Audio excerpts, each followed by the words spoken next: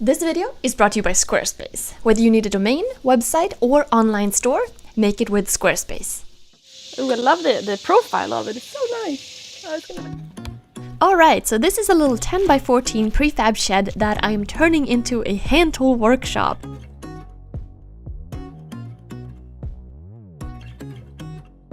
So far I've done a bunch of work to it, and when we last left off I added insulation and trim and siding, and oh yeah, I planned out my workbench on the floor here, which is going to be nice, and I made a video about that as well. But now, let's continue. So I painted the house all white. Love the white crisp look. Now I think it's time to add a pop of color to the door. My old shop in Oregon had a red door. I really liked that, so I thought I would do a similar thing here. So I got a bright red color here. So I know a lot of people have, let's just say, specific thoughts on how you should paint a door correctly. I simply painted the panels first and then moved on to the other sections. And I figured if only you do enough coats, it should cover nicely. I got a little splatter there, it looks like blood splatter. Crime scene here. In terms of paint, I used an exterior high gloss paint, which is specifically made for doors, so I think that should be good. I've done 4 coats here, took off the tape, and honestly I don't really like the white trim here. I think I'm gonna paint this red as well.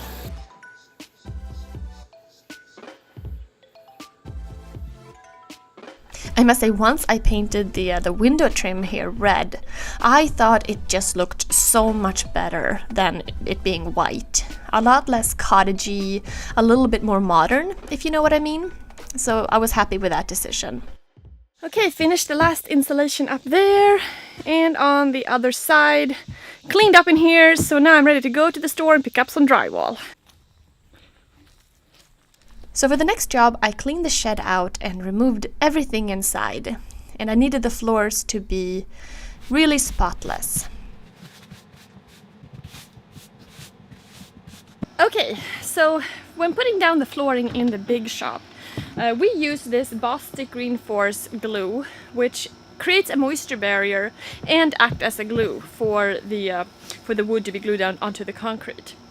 This glue, however, could also be used as a standalone product to create a moisture barrier. So I figured I have a little bit of leftover in this bucket here, and this is pretty expensive stuff.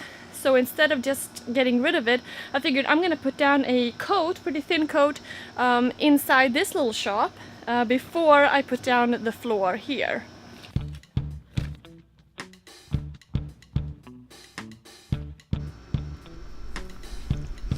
I didn't have a ton left in the bucket, so I didn't know whether it would cover the whole floor or not. But I figured whatever I can get is better than nothing. It is very humid here in Virginia, so adding another moisture barrier seems like a good idea. This product is really weird. It's kind of plasticky when it dries, and it goes on like a mix between a pancake batter and peanut butter. Unfortunately, I wasn't able to finish the complete shed. There's a little section by the door where I ran out, but I got most of it, so that's good. Now let's head outside for a minute. So in one of my previous videos, I started to clean out the outside of the space here. This is where I would like to add gravel and maybe build a nice big picnic table where you could work on projects as well. So kind of an extension of the indoor space. But I had a root right in the middle that I needed to remove.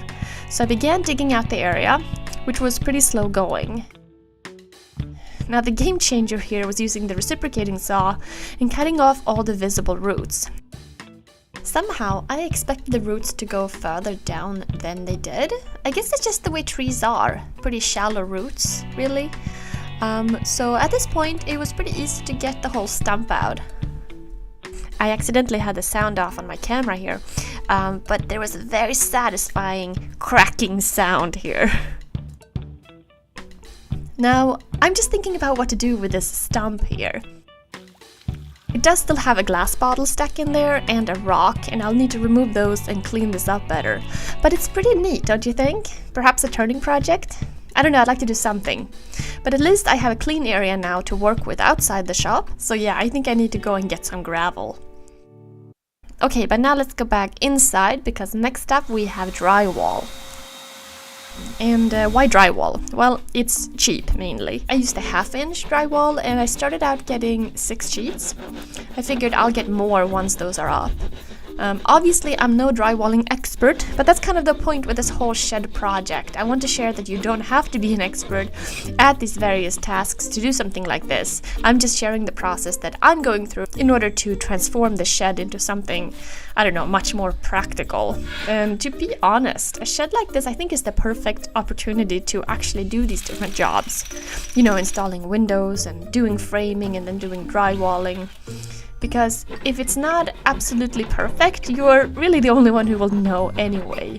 I mean, it's not like your main house.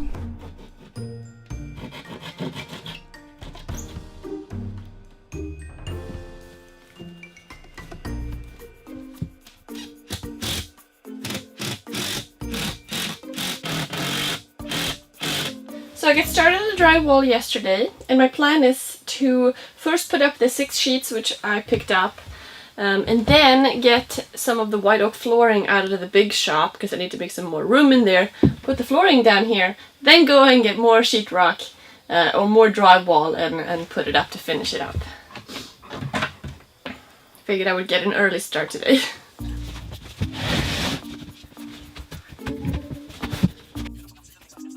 And I mean, drywalling is pretty self-explanatory in many ways. Cut out sections for outlets and windows and things like that. So measure everything and mark out. And for cutting I use this little saw here and a razor blade. After a while I figured that the easiest way to cut was to use the razor blade and while having the drywall down on the floor and then scoring it first. And then breaking it off and finishing the cut with a knife. But yeah, I'm sure there are a ton of different ways of doing that. That's just what was working for me.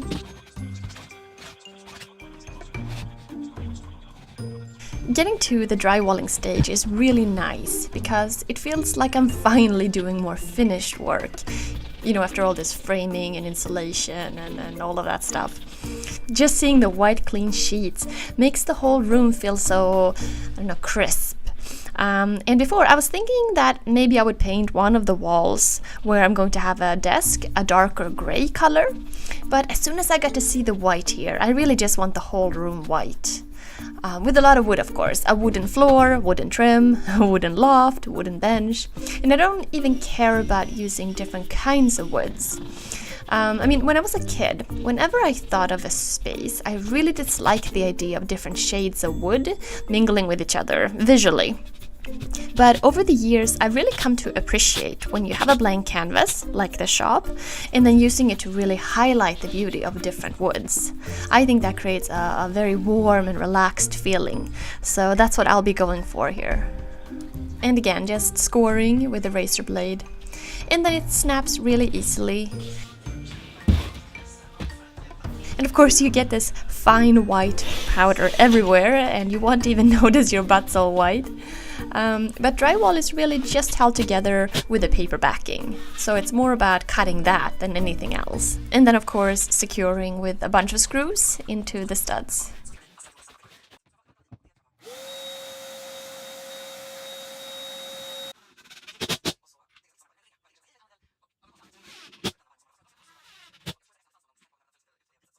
So as I'm finishing up adding the screws to the drywall, I want to take a moment and thank Squarespace for sponsoring this video. Now, it's almost fall, and I think autumn is the best time for a fresh start. And what's a fresh start if not a new website? Perhaps you've got a business idea that you want to get off the ground, start an online shop, or I don't know, maybe just somewhere to display all of your work and share it with the world. Well, Squarespace is the perfect place for that. I have been using their platform for years, and it's very easy to use and to manage. They have a great e-commerce system, beautiful templates, not hard at all to set up and get going and create something beautiful. So take this opportunity and head to squarespace.com for a free trial. And when you're ready to launch, go to squarespace.com/Darbin Orvar for 10% off your first purchase of a website or a domain. But yeah, so what I'm thinking now is Next, I want to bring in all the hardwood flooring that I'm going to put in here. I'm going to use some white oak, beautiful wood, the same as we're doing in the big shop. And I want to let that acclimate in the space here for a little while, just before putting it down. And God, it's so humid here in Virginia. So I do have the dehumidifier running constantly, just to prevent it from getting too humid now when I have the insulation up and everything. So yeah, but then once that's done, I can put down the flooring, and of course I need to get more drywall as well and finish the drywalling job. So slowly but surely moving along. I've also been working on the bench out in the big shop that's going to be for the space. I made a video about kind of the design and the thoughts about that. And I can't wait to get to that point. I can't wait to get the flooring in, the drywalling in, you know, get everything basic, and then get the bench in. That's going to be a nice feeling, I think. But yeah, anyway, thank you guys so much for watching. Let me know if you have any questions in the comments below, and I'll see you soon. Bye. Almost looks like a design feature where half the wall is done and half isn't.